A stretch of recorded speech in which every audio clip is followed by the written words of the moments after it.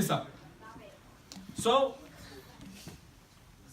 a shaheed, a martyr, is someone who dies for the sake of Allah subhanahu wa ta'ala, who dies for a cause higher than himself. Nabi Muhammad sallallahu alaihi wasallam told us, if you die defending your house, defending your family, defending your wealth, you die as a shaheed. So there are many ways to look at this, inshallah ta'ala. Ghazwat Uhud, the Battle of Uhud, was a very, very important lesson for the Muslims around the Prophet Muhammad sallallahu alaihi wasallam and for the Muslims today. The main point of Uhud is the disobedience of the Prophet sallallahu alaihi wasallam. He gave some Muslims a command and they followed their own opinion. And I'm telling you today, as Al-Imam Al-Shafi'i once said, he says, Al-ilmu ma qala Allah wa ma qala Rasul wa ma duna dhalika fa wasawis al-shayatin. Knowledge is what Allah says and what the Prophet Muhammad says. Beside that, it is the whispers of the shaitan. Meaning that when we tell you drugs are haram, cigarettes are haram, alcohol is haram, dating is haram, chatting with men you do not know on the internet is haram, posting your personal pictures on the internet is haram, especially for the young girls. And now you say, no, actually, nah, in my opinion, come on, man, it's not that bad. You start acting like this, meaning that you're disobeying the commands of Allah and His Messenger. Guess what's going to happen to you? The consequences of you disobeying the Prophet. I'm going to give you just a small example. Very short, very concise. I'm a good Muslim boy. I don't mingle with the kuffar. One day I go with my friend's birthday party and everybody's drinking and they said, oh, it's just a beer. It has only 3% alcohol. Okay, I don't want to be, standing out. Just a sip. And you finish that bottle. You're legally driving drunk. You go out. You have an accident. You kill someone. Then you have to go to jail for the rest of your life. Very simple. For it. That's why things are haram in Islam.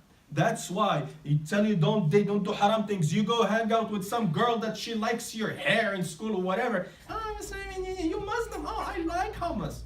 What has hummus to do with Muslim anyway? You know all kind of crazy stuff. and then she start giving you that attention that you're like, oh my God, she likes me. I said, brother, come on, what are you doing? That's haram. No, she might become a Muslim and we're gonna get married. Dude, you're 14. I swear, you know what the guy tell you on Facebook, girls? They look at your picture, you know what they will comment to you? I like your hijab. Because that's how the shaitan works on your mind. He wants you to think that that person has a higher purpose. And I've seen girls who told me, well, he might become a Muslim. No, he has to become a Muslim before he even talks to you. You know, someone is becoming a Muslim just to get married. I saw them in the Masjid. Muslim girl walking in the Masjid. Yeah, he wants to become Muslim so we get married. He was like, yeah, what do I say? Become Muslim. Shahala hala hashawat. And what do I sign? Okay, let's go get married. You don't care about no Islam, no nothing. Right? You're going to be repeating that shahala halal for days. It's going to stick in your mind. The entire lecture didn't matter, but the shahala halal thing, okay, never mind.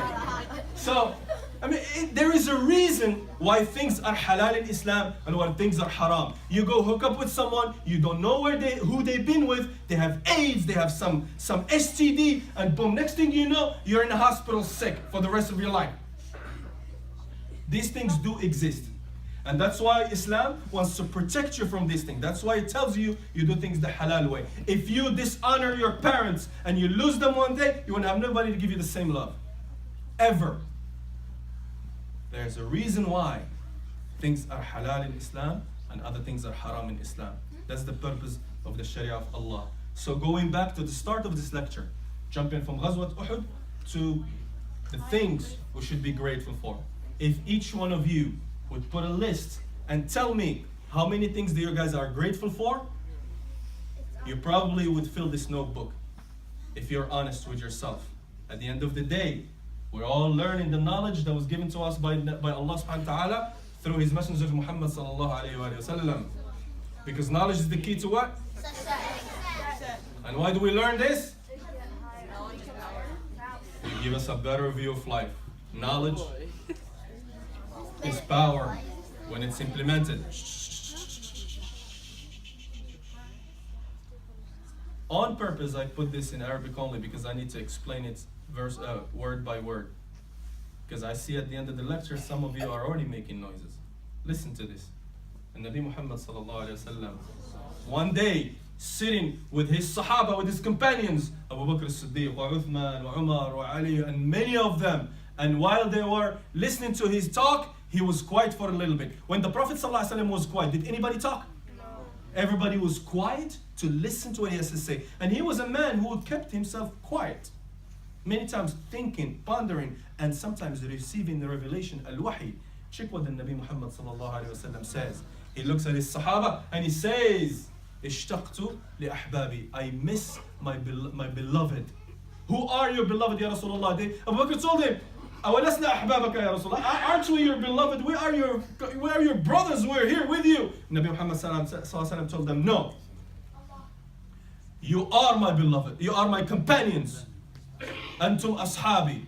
So who are your beloved? Those who you love the most, more than your companions, or at the same level. He says, أحبابي أناس يأتون في آخر الزمان. My beloved are people who will come at the end of time. القابض منهم على دينه كالقابض على الجمرة. He who holds on tight to the deen, to his deen, will be like someone who's holding on what? Live charcoal. Huh? Live charcoal. Holding on to the deen will be so hard, but they will still hold on it even though it feels like it's burning their skin. القابض فيهم على دينه كالقابض على جمر. أجره كأجر 70. Allah will reward him like he would reward 70. They said, منا أم منهم, يعني 70 amongst us, amongst them. Yani the reward, he says, each one of those who are holding on to the deen of Allah will be rewarded by Allah subhanahu wa ta'ala 70 times more than the Sahaba of Rasulullah. Imagine, you are worth 70 Sahabi, 70 companions of the Prophet.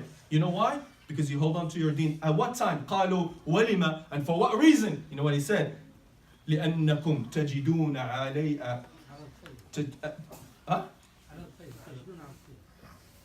لأنكم تجدون على الخير معاونا. You find someone to help you to do good deeds and learn and be good people, who is the Prophet Muhammad sallallahu alaihi wasallam and the Sahaba. I mean, if you were Muslim in the time of Rasulullah, I mean, you'll be crazy not to follow him, right? He said, but those people who come in at the end of time, they don't find anyone to give them the truth. And we started this time because now you see so many different opinions. People are lost. So make sure that you don't get lost in this dunya and the trials and tribulations. Whatever Allah tests you with, you receive it as a believer. If it's good, you share the good. And if it's bad, you be patient. Just like Mus'ab ibn Umair. See you next time. Jazakumullah khairan. Assalamu alaikum.